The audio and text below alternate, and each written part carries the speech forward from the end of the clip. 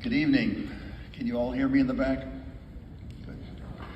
So I've been asked to talk about Darwin as a person who I got to know so very well when we spent 6 years working together. And some of the things that I think are important for you to know.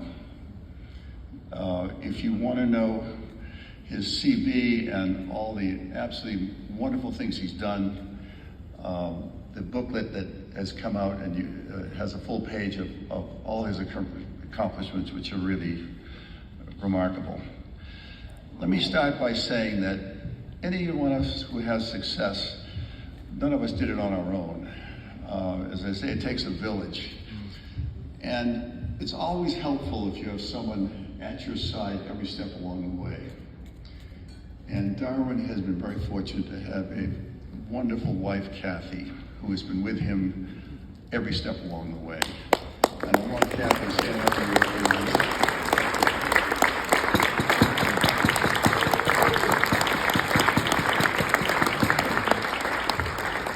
This is a truly remarkable lady who's a very close friend, and wonderful to see you.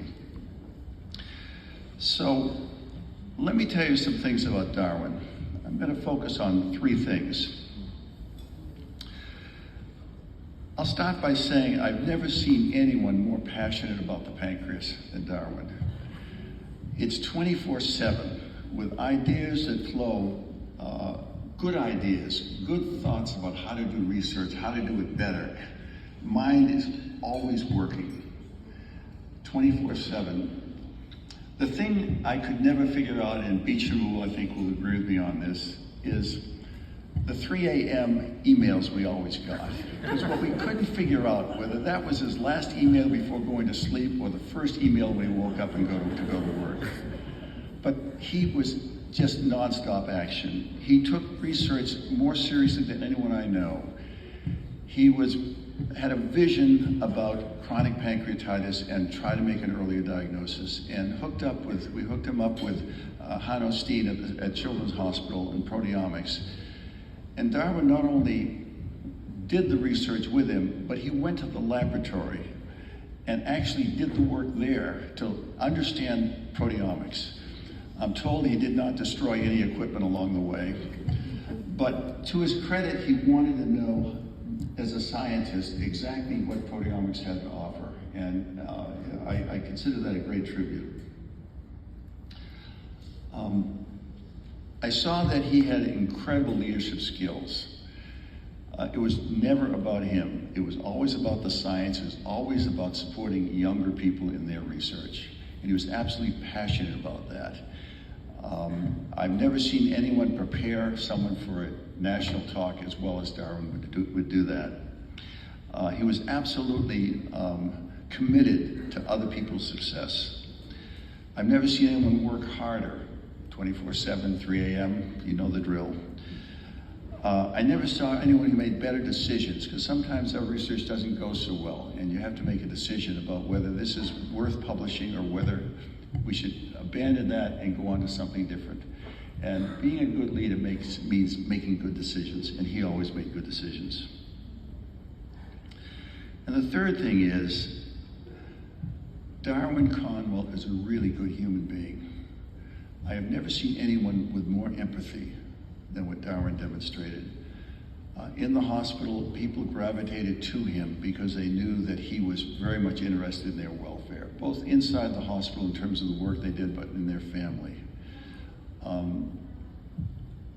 Patients that he took care of that then when he left, I began to take care of, just do not stop talking about him. But his empathy and his commitment was not only in the hospital, but outside the hospital. And I know that because I have a patient who a few years ago looked up on the wall and saw Darwin's photograph and said, "That's Dr. Darwin Conwell." I said, "Well, how do you know that?" He said, "Well, he was a member of my church. And every time he's come in, this person has regaled me with stories about all the things that Darwin did to help members of that congregation, including seeing them in the hospital when they were ill and needed support." He also told me some humorous things. He said he remembers on at least one occasion, the parking lot at the church being very small, that people had trouble parking. And Darwin was out there helping people park their cars so they could go to church on time. Is that true, Darwin? Yes. It's true. But I saw that personally.